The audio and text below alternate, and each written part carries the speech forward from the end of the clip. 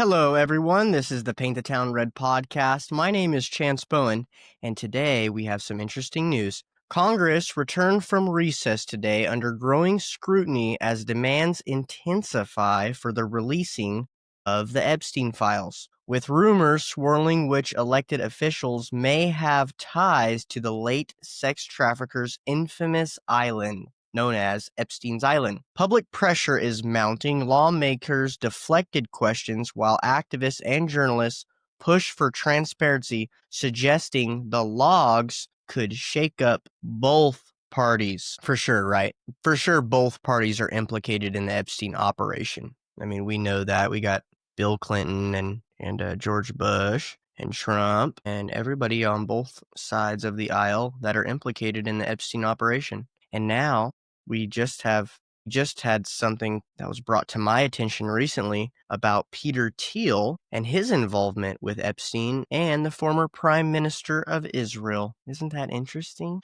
We all knew it. This is stuff we already knew, but now it's nice to kind of be validated for those beliefs. Let's see here. Next, a federal judge has ruled that President Trump's deployment of the National Guard to Los Angeles during the recent immigration protests was illegal. The court sided with Governor Gavin Newsom, stating the federal move overstepped constitutional boundaries. Critics argue the ruling ties the hands of leadership in responding to escalating unrest in major cities. Now, they ruled that Trump shouldn't have sent the National Guard in because it undermines the ruling of the states in this particular jurisdiction. And the Trump team argued that, well, they weren't actually, enforcing immigration at that time. They were just providing protections for the people who were doing the deporting of certain peoples in that area and de-escalating of the riots. But apparently that didn't hold up.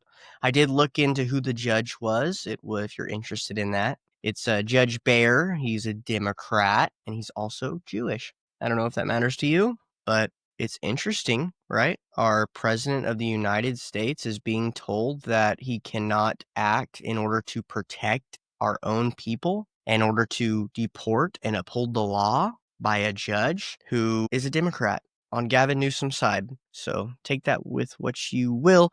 China held a massive military parade today, joined by North Korean leader Kim Jong-un and Russian President Vladimir Putin. The event was seen as bold show of unity between three powers, who appear to be signaling an increase in cooperation in the opposition to the West. Western analysts say the trio's presence sends a clear message about shifting alliances and the rise of a new global bloc. Yeah, it definitely showed some unity. I mean, if you see the Chinese, we're at the end of this. I think what we'll do is I'm going to watch a video and then I'll put it on so you guys can react to it with me.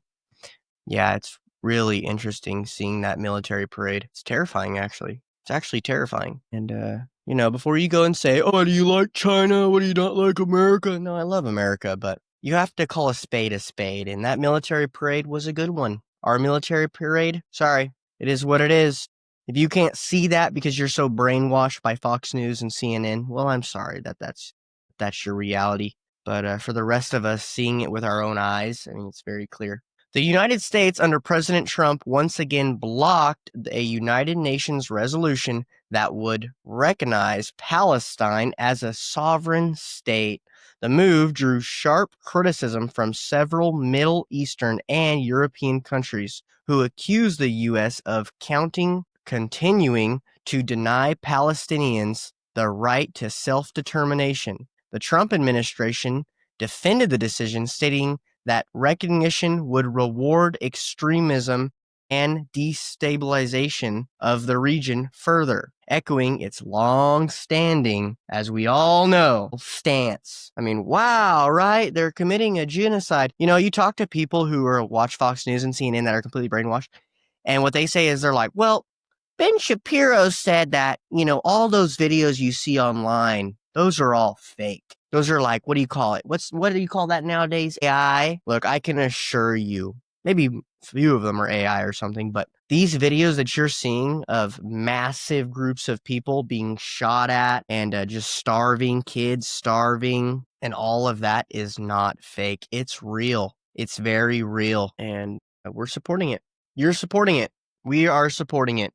I think it's hard for the Republicans, a lot of them, to see, because you see these Democrats in the streets and they're going, "Free Palestine," and they're just like, they're just cringy, right? Total cringy.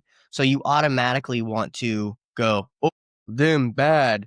What's the opposite of their side? Pro-Israel? I'll take that side." You shouldn't do that in this instance. It's very bad to do that in this instance. And you have to admit, they are right about this one in particular subject. Are they crazy, and are they a little overmuch? Yeah, they are. And are they super cringy? Yeah. And do we like them? No. No, we don't like them at all. No, no, no. They vote for Kamala, which would do the exact same thing as Trump's doing right now. But they are right about that. They're right about the Israeli government pretty much committing a genocide on a group of people in order to get that land. That's what they want. They want to expand their land. It's really sad, and we're not going to do anything about it. I don't think no one else is, because why? Well, the people that run our country happen to be of an ethnicity that seems to align themselves with Israel. But race does not matter in this country, okay? So don't bring it up, all right? It has nothing to do with anything, okay? Why is India, China, Russia, how are they forming their own block of we'll just call them the East and call America and the West? They have the two countries with the biggest populations, and they didn't immigrate anybody to their country. How did that happen? Oh, did they define their ethnicity clearly, and they don't allow just anybody old Joe to come into their country? And they actually help people and families have kids so that way they can boost their population? Yeah, they do. And we don't do that. Why not? Could it be that maybe our leaders don't actually care about us and aren't even American in the first place and are not even Christian? Could it be that? Yeah, it is that.